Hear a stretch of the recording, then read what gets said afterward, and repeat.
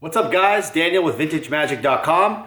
Hope you're having a great week. So today's video is going to be on an Ask Daniel question. A gentleman named Finn from Germany asked a couple questions on my Patreon, really nice guy. His two questions are: how do you grade, or how do you store graded Magic the Gathering cards? And he had another question about alpha uncommons and commons. He's been investing in the graded ones at a price point around 10 to 35 euro, and he wanted to see where I thought about how those would go in the future and my thoughts about that. Side note, I wanted to mention that thank you again for everybody who supported my Patreon and all the subscribers on YouTube. We're hit 3,000 subscribers. I will send out a channel update this week. And I will say this again from in terms of the Patreon. I will start doing the Patreon rewards type of flash sales and stuff. I've decided to do those basically on the Patreon page. And I may do some on YouTube, but generally on the Patreon page. And also on our Facebook, our Twitter, and our Instagram. So if you have any questions about that, all you need to do is go to our VintageMagic.com, and then you go to the community tab, and you go to the social media outlets and stuff with all the links there. All right, so let's talk about Finn's question. It's a really good question. I believe Finn's from Germany, and I don't know how to say thank you. I think it's Donka. Is that correct? Donka. Correct me if I'm wrong in the comments, but. Graded cards are just like any other Magic the Gathering card. They're paper. The only difference is that they're in sonically sealed case. I wouldn't call them pure waterproof because I have put them in water in the past to test it out, and water does get in eventually in some way. But BGS cases tend to be a little bit better for the waterproofing side. But for humidity, I find them actually worse in some ways, and here's the reason why. If you don't have, and what is humidity? Humidity is basically not direct water, but basically like steam or hot moisture in the air. In some regions of the world, it happens a lot, like Florida and the South American countries. So you want to be very careful, because if there's humidity in the card, it actually will wrinkle the card and actually cause it to warp. And it's something that I actually experienced in the past, where I put some graded cards into a fireproof safe that I had. And the fireproof safes, you would think, protect from humidity and circulate or airtight everything, but that's incorrect. In fact, it's kind of like an oven. The cards basically like roasted into like an oven. And luckily they were just cheap unlimited cards, but they warped really, really bad. And in fact, I believe I threw them away. So if I had them, you guys would be shocked on what they look like. But I would not recommend putting them in a fire safe at home unless you had a great circulation.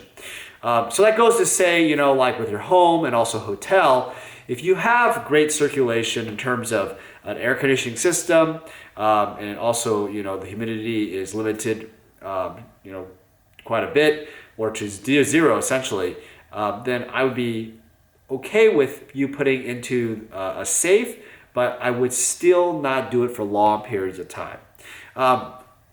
Main reason why is because I just don't trust, fireproof safes, the Century safes you get at any store, or any gun safe, unless it really has a high rating for no humidity. So my advice, and from all this for storing graded cards, is to put them in a bank vault. That's what I do. I have many bank vault safes, and that's the best way to store high-end graded cards. Another thing to understand is for graded cards, and with any card, is to not put them exposed to sunlight for any long periods of time. Be careful about light hitting from the window, and if you just leave it there, you'll just forget.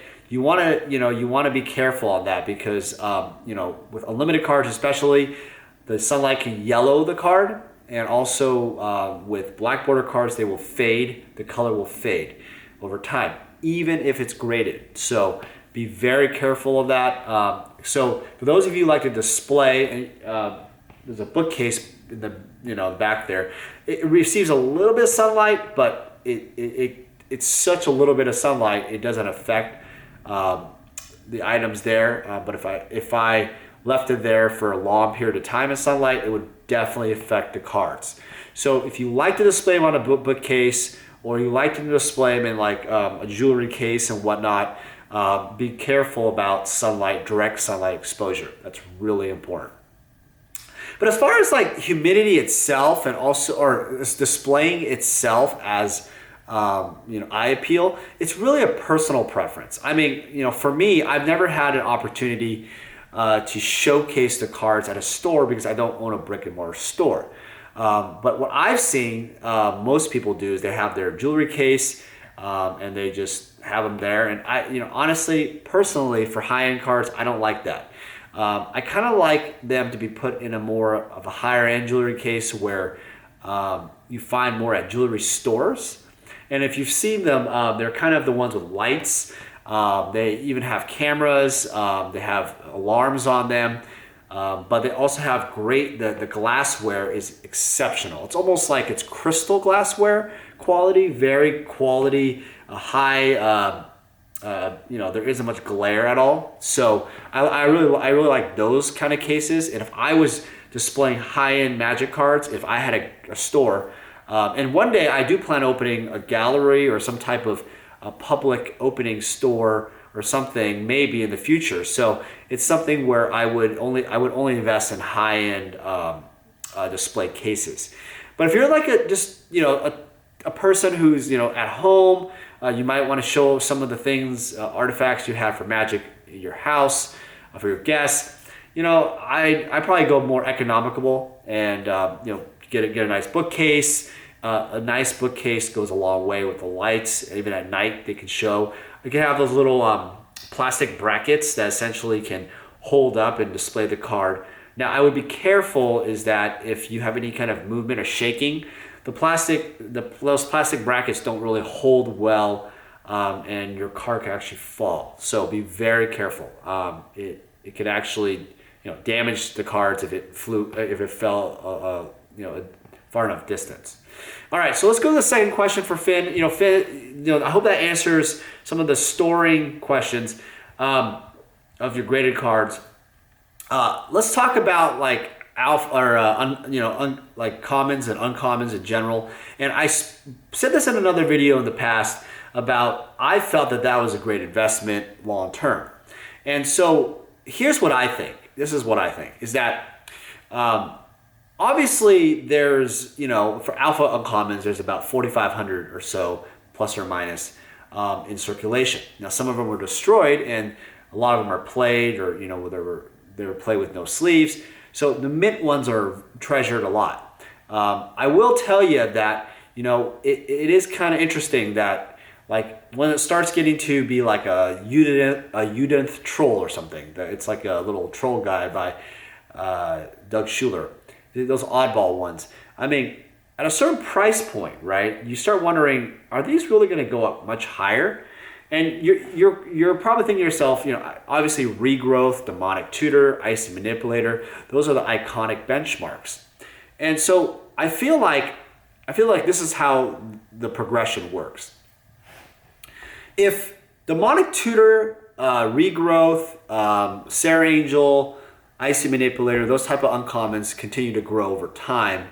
The other uncommons like the Udenth Troll and some of even the wards will go up also, commensurate to it. And I say this because it's kind of like a mental game, because it's kind of like thinking like this: like if the Demonic Tutor, let's say, which makes a lot of sense, if it goes to like ungraded mint value of $1,000, $2,000 even.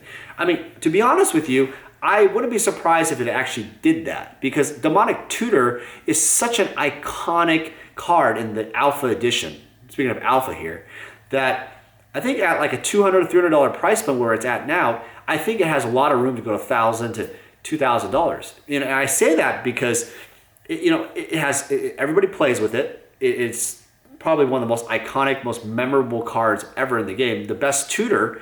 There's so many there's so many great investment things about it that will allow it to go up.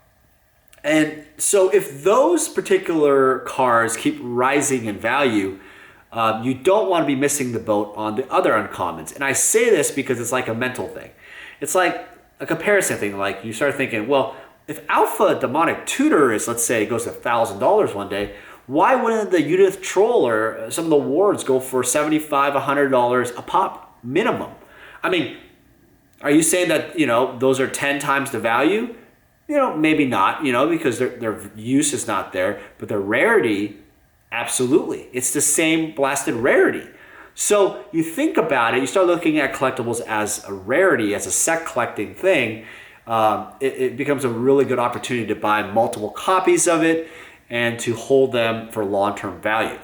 Now, just like with any other market, if you have a lot of trolls, or in the case of the trolls in this example, or wards or specific cards, and you do buyouts of it, I mean, it can add up a lot at today's values. You could buy a white ward, mint condition, $10, $12, times, I don't know, you buy like 300 of them, it's like 3,000 something dollars on white freaking ward.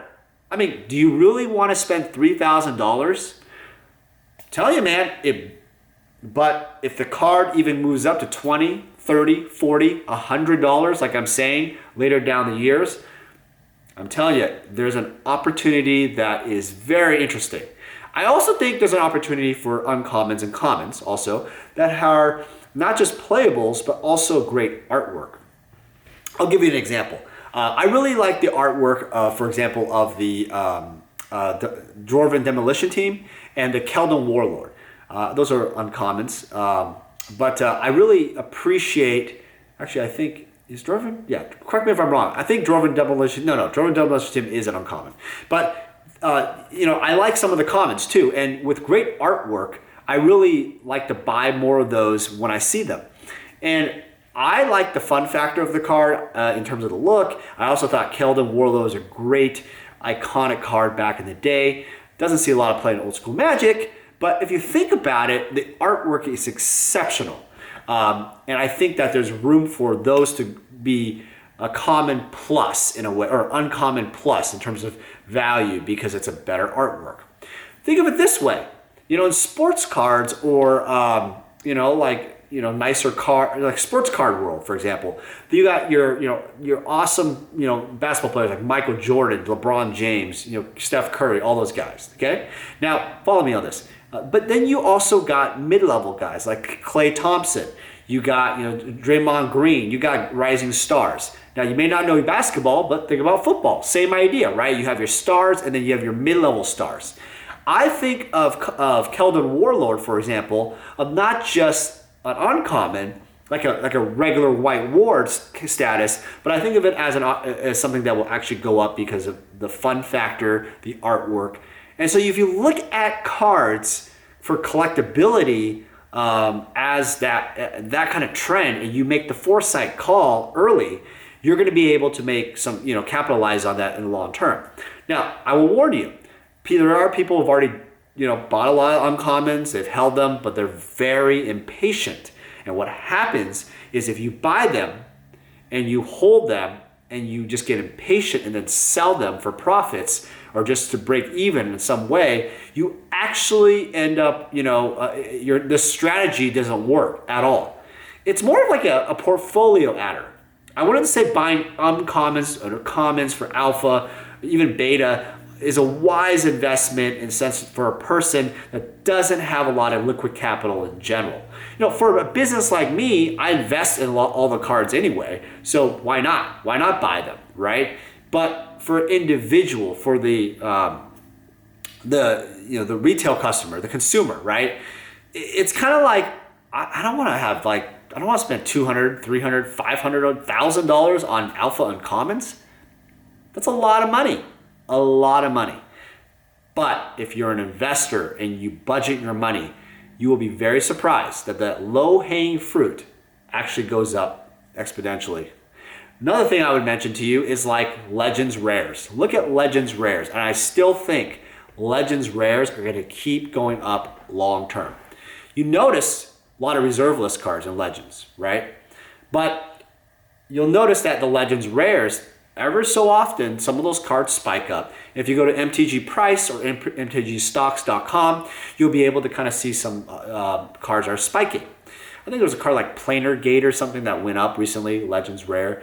Some EDH Commander cards went up based on the use. But think about this. Think about it. Now, Legends Rares are not as rare as, the Alpha Beta Rares, right?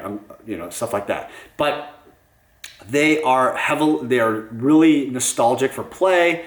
There's also use for possibly legacy decks, and there's reserve list potential. I'm going to open the discussion once again, that reserve list cards.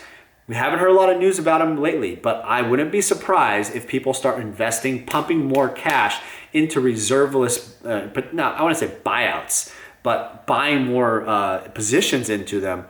And slowly but surely, a lot of those cards will be wiped out from retail shops, and it'll be only into investors. And the retail shops that have them are going to mark them up so high because that's all they got. Look at case in point. Look at Living Plane from Legends. It's a green card. That card's gone up to what? $200 mint condition, $150 mint condition, whatever, something like that. If you would have just bought that card, I don't know, even 2 or 3 years ago, that card was probably what, $10, $15, Legends Rare, right? You have to look at this type of things. There's potential in those cards. Legends Rares, possibly a lot of potential. We'll have to talk about that in another video, guys. All right, thanks again for watching. Hope you guys have a great week. And look for my update this week in terms of GP Vegas and everything else going on. Appreciate the support, guys. Talk soon.